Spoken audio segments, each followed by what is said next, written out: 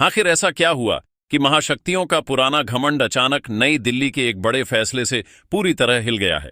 क्यों अमेरिका जैसी महाशक्ति को ब्रिक्स की खुली धमकियां देने के बाद अचानक बैकफुट पर आना पड़ा है? और सबसे बड़ा सवाल यह कि भारतीय कूटनीति के इस आक्रामक रुख के तुरंत बाद अमेरिकी विदेश मंत्री को अपनी सारी व्यस्तताओं को छोड़कर अचानक दिल्ली की दौड़ क्यों लगानी पड़ी है? इन तीखे सवालों का जवाब जानने के लिए आपको दुनिया के इस सबसे नए और सबसे बड़े कूटनीतिक ड्रामे को गहराई से समझना होगा। जहां एक तरफ पूरी दुनिया का नक्शा बदल रहा है, वहीं दूसरी तरफ भारत, अमेरिका और चीन जैसी बड़ी ताकतें इस समय आमने सामने आकर खड़ी हो चुकी हैं।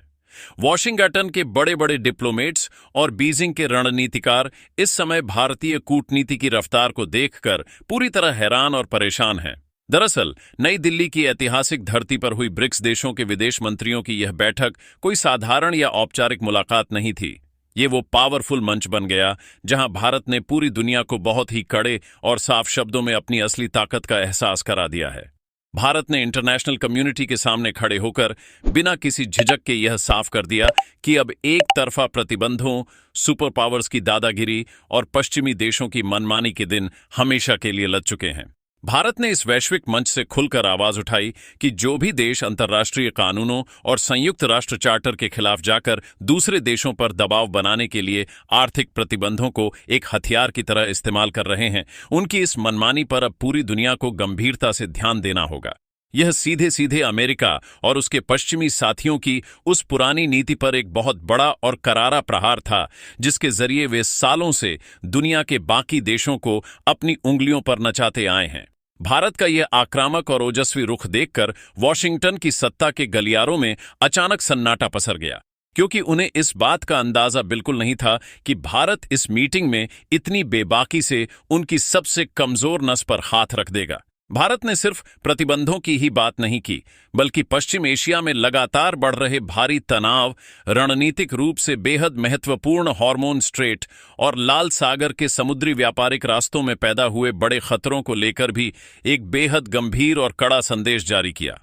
भारत ने साफ शब्दों में दुनिया को चेतावनी दी कि अंतर्राष्ट्रीय समुद्री मार्गों में किसी भी तरह की अस्थिरता या रुकावट पूरी दुनिया की अर्थव्यवस्था को पूरी तरह से तबाह कर सकती है और ग्लोबल सप्लाई चेन को घुटनों पर ला सकती है। अब यहां सबसे बड़ा ट्विस्ट और समझने वाली बात यह है कि भारत की तरफ से यह दमदार बयान ठीक उस समय आया जब ईरान के विदेश मंत्री खुद दिल्ली में मौजूद थे और इस मीटिंग का हिस्सा बने हुए थे। इसका मतलब साफ था कि भारत ने एक ही तीर से कई बड़े निशाने साध दिए थे। भारत ने अमेरिका को यह बहुत ही सीधा और साफ संकेत दे दिया कि भारत अब वो देश नहीं रहा जो वॉशिंगटन से मिलने वाले निर्देशों या उनकी बनाई गई गाइडलाइंस के आधार पर अपनी विदेश नीति तय करे। भारत अपनी संप्रभुता और अपने राष्ट्रीय हितों के फैसले खुद करता है, चाहे सामने दुनिया की कोई भी बड़ी महाशक्ति क्यों न खड़ी हो। जैसे ही दिल्ली से यह कड़क संदेश वॉशिंगटन पहुंचा, वैसे ही अमेरिकी प्रशासन के अंदर भयंकर खलबली मच गई। इसके बाद 2 दिन भी पूरे नहीं बीते थे कि कूटनीति का पूरा गेम पलट गया। भारत में मौजूद अमेरिकी राजदूत ने अचानक अपने ऑफिशियल सोशल मीडिया अकाउंट से एक ऐसा बड़ा ऐलान कर दिया जिसने पूरी दुनिया के कूटनीतिक एक्सपर्ट्स को चौंका कर रख दिया। अमेरिकी राजदूत ने आधिकारिक तौर पर बयान जारी करते हुए लिखा कि अमेरिकी दूतावास की पूरी टीम ठीक 1 हफ्ते बाद अमेरिकी विदेश मंत्री मार्को रूबियो का भारत में स्वागत करने के लिए बेहद उत्साहित है। अब समय के इस पूरे खेल को देखिए कि ईरान के विदेश मंत्री के भारत दौरे और ब्रिक्स में भारत के कड़े तेवरों के तुरंत बाद अमेरिका को इतनी बड़ी कूटनीतिक पहल करनी पड़ी। मार्को रूबियो का यह भारत द्वारा साफ साफ चिल्लाकर कह रहा है कि अमेरिका की पैनी नजरें दिल्ली में चल रही पल पल की हलचल पर टिकी हुई थीं। आखिर ऐसी क्या मजबूरी आ गई कि अमेरिकी विदेश मंत्री को अपनी सारी व्यस्तताओं को छोड़कर इतनी जल्दी भारत आने का प्लान बनाना पड़ा? आखिर अमेरिका को ऐसा कौन सा डर सता रहा है जिसके कारण उसे खुद आगे बढ़कर भारत से बातचीत का नया रास्ता ढूंढना पड़ रहा है? इसका सीधा और सच्चा जवाब यह है कि अमेरिका को अब अपनी आंखों के सामने यह हकीकत साफ साफ दिखने लगी है कि भारत अब सिर्फ एशिया महाद्वीप तक सीमित कोई क्षेत्रीय ताकत नहीं रह गया है, बल्कि वह ब्रिक्स और ग्लोबल साउथ जैसी महाशक्तियों के संगठनों के अंदर सबसे बड़ा, सबसे मजबूत और सबसे निर्णायक भूमिका निभाने वाला ग्लोबल लीडर बन चुका है। चीन जैसी चालाक ताकत हमेशा से चाहती थी कि वह ब्रिक्स के मंच का इस्तेमाल करके इसे पूरी तरह से अमेरिका विरोधी और अपने खुद के प्रभाव का एक बड़ा अड्डा बना ले। लेकिन भारत ने अपनी बेहतरीन और सधी हुई कूटनीतिक चालों से चीन की इस पूरी रणनीति को पूरी तरह से ध्वस्त कर दिया। भारत ने वैश्विक मंच पर यह स्पष्ट कर दिया कि ब्रिक्स किसी एक देश का पर्सनल एजेंडा या कोई विस्तारवादी प्रोजेक्ट नहीं है, बल्कि यह एक बहुध्रुवीय दुनिया यानी मल्टीपोलर वर्ल्ड का एक ऐसा नया और मजबूत मॉडल है जहां हर छोटे बड़े देश की संप्रभुता का पूरा सम्मान होगा। यही वह सबसे बड़ी वजह है जिसके कारण अब ट्रंप प्रशासन भारत के साथ किसी भी तरह के सीधे टकराव की नीति को छोड़कर खुलकर बातचीत करने और अपने द्विपक्षीय रिश्तों को और ज्यादा मजबूत करने की रणनीति पर आने के लिए पूरी तरह मजबूर हो गया है। इस पूरे घटनाक्रम में सबसे ज्यादा हैरान करने वाली और दिलचस्प बात तो यह है कि अमेरिकी विदेश मंत्री अपने इस दौरे के दौरान सिर्फ देश की राजधानी दिल्ली ही नहीं आ रहे हैं, बल्कि उनके भारत के एक और ऐतिहासिक शहर कोलकाता जाने की भी पूरी संभावना बनी हुई है। अगर अमेरिकी विदेश मंत्री का यह कोलकाता दौरा तय कार्यक्रम के मुताबिक होता है तो यह अपने आप में एक बहुत बड़ा ऐतिहासिक रिकॉर्ड होगा, क्योंकि करीब 14 साल के एक लंबे इंतजार के बाद अमेरिका का कोई इतना बड़ा और शीर्ष नेता सीधे कोलकाता की धरती पर कदम रखेगा। इससे पहले के इतिहास को देखें तो नवंबर 2012 में तत्कालीन अमेरिकी विदेश मंत्री हिलेरी क्लिंटन कोलकाता पहुंची थीं, जहां उन्होंने राइटर्स बिल्डिंग में जाकर ममता बनर्जी से मुलाकात की थी। लेकिन उस समय के मुकाबले आज के हालात पूरी तरह से बदल चुके हैं,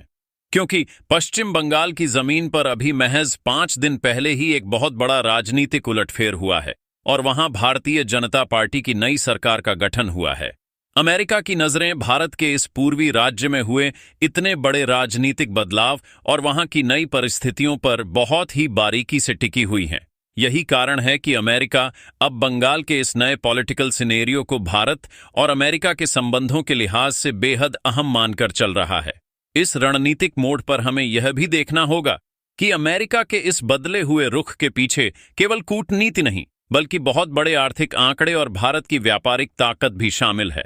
ट्रंप प्रशासन को यह बात बहुत अच्छी तरह समझ आ चुकी है कि भारत के साथ दुश्मनी या तनाव मोल लेना खुद अमेरिकी अर्थव्यवस्था के लिए आत्मघाती साबित हो सकता है। अमेरिकी सरकार की खुद की रिपोर्ट्स और सरकारी बयानों के मुताबिक भारतीय कंपनियों ने अमेरिकी धरती पर टेक्नोलॉजी, मैन्युफैक्चरिंग और फार्मास्यूटिकल्स जैसे बड़े और महत्वपूर्ण सेक्टर्स में रिकॉर्ड तोड़ निवेश करने का बहुत बड़ा ऐलान किया है। यह निवेश कोई छोटा मोटा आंकड़ा नहीं है, बल्कि यह पूरी दुनिया में किसी भी देश की तरफ से अमेरिकी बाजार में किया जाने वाला सबसे बड़ा निवेश बनने जा रहा है, जो अमेरिका के भीतर ही हजारों नए रोजगार पैदा करने की ताकत रखता है। खुद अमेरिकी राजदूत ने वॉशिंगटन में कैबिनेट मंत्रियों के साथ हुई अपनी उच्च स्तरीय बैठकों के बाद यह स्वीकार किया है कि भारत और अमेरिका के बीच आने वाले कुछ ही दिनों में कई बड़े और ऐतिहासिक बिजनेस डील की घोषणा होने वाली है। जब आर्थिक मोर्चे पर भारत का पलड़ा इतना भारी हो